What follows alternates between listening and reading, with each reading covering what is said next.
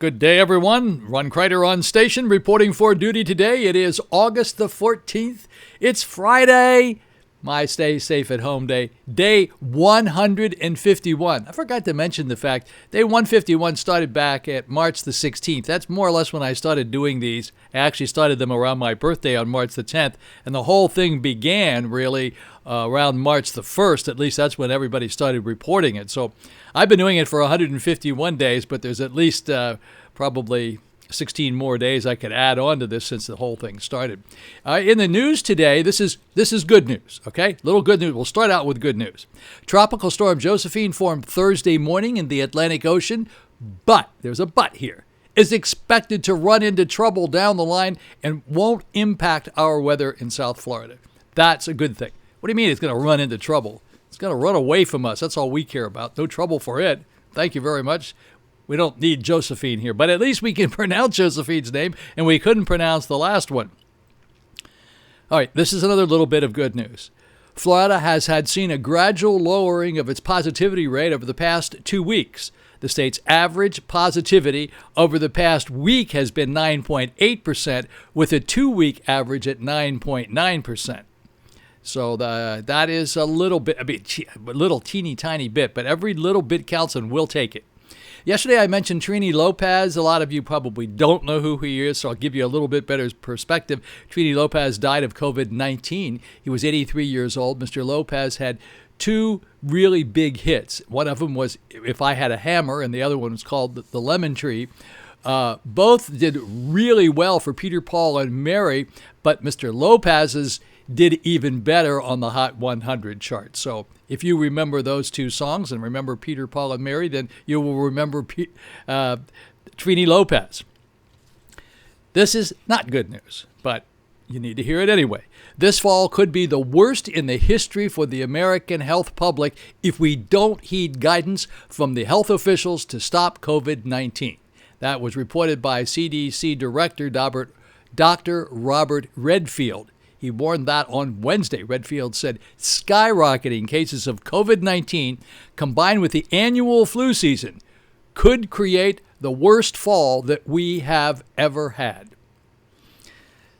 Okay, folks, you know what I say.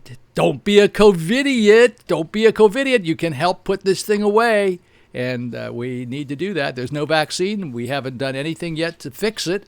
So please don't be a Covidient. In case you've never heard this before, Covidients are people who don't wear their masks and don't social distance.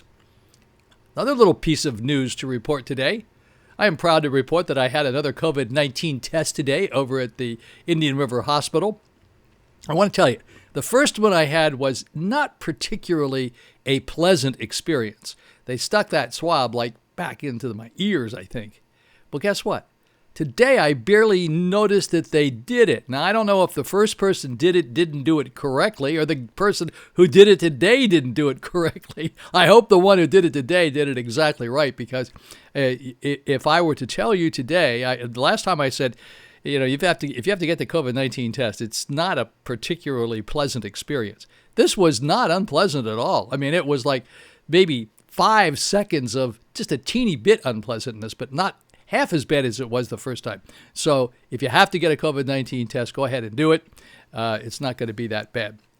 I daily report these numbers every day from Miami up to Melbourne and across Melbourne over to Orlando. The numbers are the numbers of the number of people who have passed away and the new positives. And we're trying to see, hopefully, things will begin to change and it will be less rather than more, and it will start going away, and then we can have our party. If you haven't heard about the party, watch some of my older videos. We're going to have a really fabulous party when this is over to celebrate the fact that we beat it somehow. But we're not quite ready for that party yet. Oh, don't forget, you got to push that like button. Please push the like button. Appreciate it very much. Shoutouts today. Got shoutouts today for Edith, Joan, Jay, Julie, Jay Parm. Okay, guys. Thank you very much. Oh, so many really, really nice people out there that do watch, do pay attention to what I say. Don't beat me up too much. I stopped looking at the people who beat me up because I am only doing the best thing I possibly can with these numbers. And as you know, there are any number of people who can come up with reasons why this whole thing is a hoax and everything we report on is really wrong and nobody's paying attention to what's going on. There are 1,000 things that you can come up with to politicize the pandemic, but the bottom line is people are dying. I hope you understand that. People are dying. You can choose sides and decide which side you want to be on, masks, no masks, all that sort of thing. Go ahead and do it. Bottom line is we were looking for a way to stop people from dying and try to move on with life and get things back to normal. I mean, there's nothing more strange than walking into stores with people with masks on. I mean, you think you're at Halloween or something. This is ridiculous. And yet we need to do it. We have to do it, and we will do it. Alrighty, you did the Covidient thing, and so now we have to talk about the weather forecast for the Treasure Coast. The weather forecast for the Treasure Coast for today, mixed clouds and sunshine. That was in the morning, and that's already passed. Scattered thunderstorms developing this afternoon. That should be right about now. High today about 91 degrees. Winds south-southeast 10 to 15 miles per hour. The chance of rain today being Friday, is 50%. And then tonight, partly cloudy, low 74, a little bit lower tonight. Wind south at 5 to 10 miles per hour, and we're going to have about 10% chance of rain tonight. Probably very, very little rain at all. And then tomorrow, that would be Saturday, sunshine and clouds mixed. A stray shower or thunderstorm is possible tomorrow. A high of about 93 degrees, and the winds south-southeast at 5 to 10 miles per hour. So there you go. That's the weather report for the Treasure Coast. I give you that every day, and people say, well, Ron, I mean, it's all the same. Come on, why do you do it every day? Well, there are probably more people that watch this video up north than down here because they have a place here. They want to know what's going on down here, and they don't get the news. You're inundated with this stuff every day. They're not up there. They don't really see what's going on down here in Florida. So that's one of the reasons that I do that, especially for the people who live here at the Victoria Condominium. A number of our members and people who live here are also up north, and sometimes are here, sometimes are there, and they can really feel like they're in touch and they know what's going on. And they don't particularly think this is all doom and gloom, because it is sometimes, and some days it's really bad, as you know, and I don't like to report those days, but I have to, and then some days it starts getting better. So hopefully today the numbers will be better. I think they're going to be better. Keep my fingers crossed. See how that works. Okay, back in a flash with the numbers. See you in a minute. Okay, folks, back in a flash. Here we are with the entire state of Florida for Friday, August the 14th. We're going to start right out with the numbers for the entire state of Florida. 224 new deaths. It's not a record day. I think we had like 276 one day, but it's way up there. We don't like these 200s at all. We don't even like the 100s, but it's 224. It's a big number, and we're not happy with that at all. 6,148 are the new positives. This is for the entire state of Florida. So let's move down to Dade County. That's Miami. 45 new deaths to report for Dade County, and 1,678 new positives. In Broward County, Fort Lauderdale, 31 new deaths to report, 628 new positives. In Palm Beach County, 12 new deaths to report. This is in the past 24 hours now. And as far as positives are concerned, 367. In Orange County is Orlando, 5 new deaths to report and 286 new positives. Now we're going to scroll down here a little bit further till we get to some of the areas that we normally deal with. So the next place that we normally deal with here is Brevard County, and Brevard County had 5 new deaths to report in the past 24 hours and 79 new positives. St. Lucie County, which is Fort Pierce, 7 new deaths to report in the past 24 hours and 85 new positives.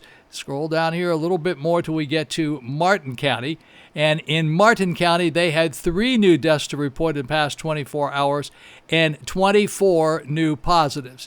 We got a little bit further to go till we get down here to Indian River County. Sorry, folks, for you folks who live here in Vero Beach, where I am, you're last but not least. 4 new deaths to report in Indian River County in the past 24 hours and 34 new positives. Alrighty, folks, so those are the numbers for today. Today has gotten a little out of hand just because they chose to bring these numbers in at, I don't know why it has taken so long, but it was obviously a problem with the Department of Health because nobody can get the numbers until they post their numbers. Okay, I have a little bit of information about the Pet Patrol coming up here, so stand by.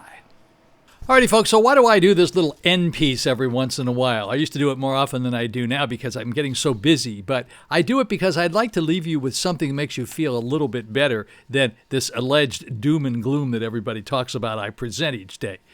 Because sometimes that's exactly what it is. But this is supposed to make you feel a little bit better. So we started up with the Pet Patrol, and you get some pictures up here. You see our new picture for the Pet Patrol. So we decided we wanted to have a little comparison about dogs and cats. So which are the best for you? Now, let's talk about cats first.